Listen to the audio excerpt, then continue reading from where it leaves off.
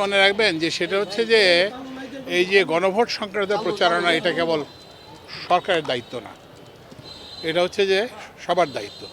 তো এখন এই সরকারের দায়িত্ব না বললেও এখন কিন্তু আজকে প্রত্যেকটা উপদেষ্টাই কিন্তু দেশের মানে বিভিন্ন জেলায় আছেন। আমি এখানে আসছি, এখান থেকে আমি মানিকগঞ্জ যাব, তারপরে রাজশাহী গেছেন, তারপরে নাটোর গেছেন, সবাই নানান। তো ওই জন্য আমরা আমাদেরটা করতেছি। আর যেটা এই যে গণভোট এবং ভোট সফল করার মূল দায়িত্ব কিন্তু রাজনৈতিক দলগুলোর।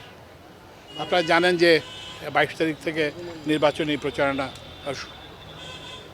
শুরু হবে এবং তখন কিন্তু তারা কি বলে যে এই তাদের দলীয় প্রার্থীর জন্য যে করবেন, প্রচারণা করবেন, সেটার সঙ্গে তারা ওই যে গণভোটের প্রচারণাকেও তাদের অন্তর্ভুক্ত।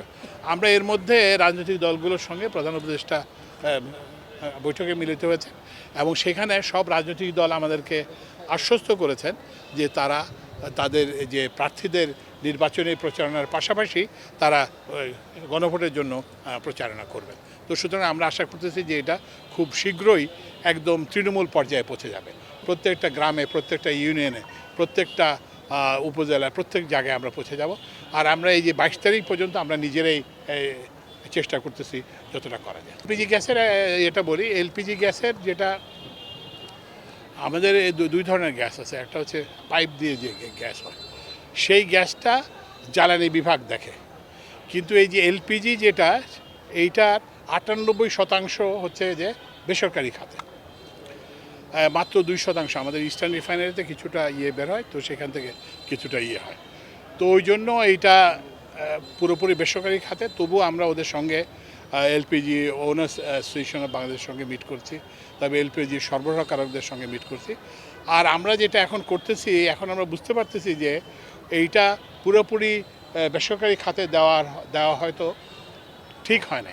তো এই জন্য আমরা এখন একটা সিদ্ধান্ত নিয়েছি যে আমরা সরকারি খাতেও আমরা এলপিজি আমদানি করব এবং এই জন্য সরকারের যে আমাদের যে প্রতিষ্ঠান আছে বাংলাদেশ পেট্রোলিয়াম কর্পোরেশন, তাদেরকে অনুমতি দেওয়া হয়েছে। তারা বেসরকারি খাতে পাশাপাশি তারাও এলপিজি আমদানি করবে এবং আমরা এলপিজি আমদানিকারকরা আমাদেরকে আজকেও এখনও মিটিং হচ্ছে আমাদের জ্বালানি সচিবের সঙ্গে। তারা আশ্বাস দিয়েছেন যে তারা অতিরিক্ত এলপিজি আমদানি করবেন এবং অতিরিক্ত আমদানি করবেন। আমরা আশা করছি যে খুব শীঘ্রই এটা একটা সহনীয় পর্যায়ে চলে আসবে। কৃত্রিম সংকট সৃষ্টি করা হলো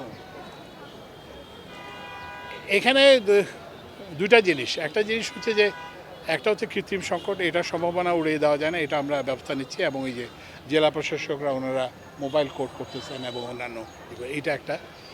আরেকটা হচ্ছে যে আমাদেরকে ওরা যেটা বলছে সেটা হচ্ছে যে একটা জাহাজের সংকট আছে।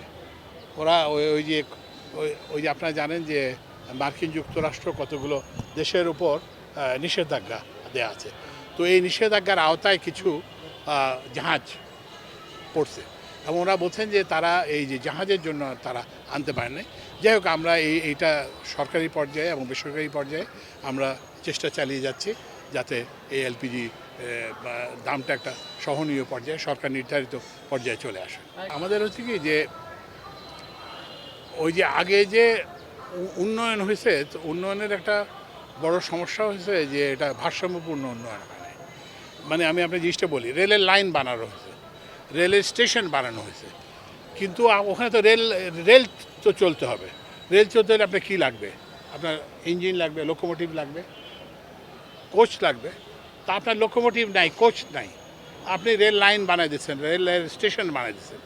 তো ওই জন্য আমরা চেষ্টা করতেছি যে অতিরিক্ত নতুন লোকোমোটিভ আনার জন্য এবং যেগুলো লোকোমোটিভ বিকল হয়ে যাচ্ছে সেগুলোকে মেরামত করার জন্য, এবং নতুন কোচও আসতে স্টার্ট করবে ফেব্রুয়ারি মার্চ থেকে।